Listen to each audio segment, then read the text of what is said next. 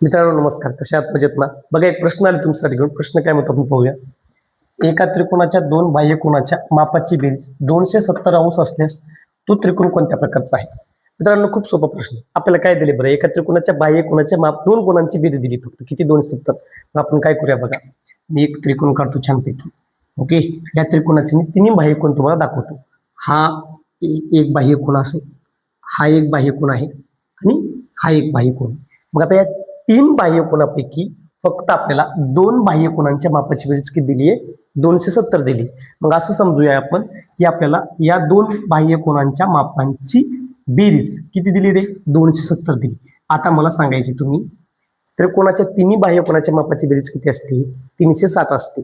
मग मी 360 जर 270 वजा केली, आता इथं करतो बघा, 360 मायनस मी 270 केले, 27 मधून 37 मधून 27 काढले 9, हे शून्य म्हणजे 90 राहील आपलं.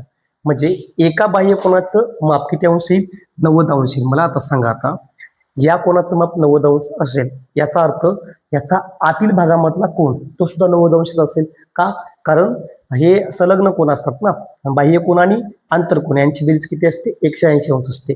मग आतला कोन जर 90 अंशाचा असेल, आता हे योगायोग नाहीये, म्हणजे हा त्रिकोण अशा पद्धतीचा असायला पाहिजे. ओके, इथे किती पाहिजे? 90 अंशाचा. मला सांगा, आता हा 90 अंश जर असेल तर हा कोणत्या प्रकारचा त्रिकोण झाला?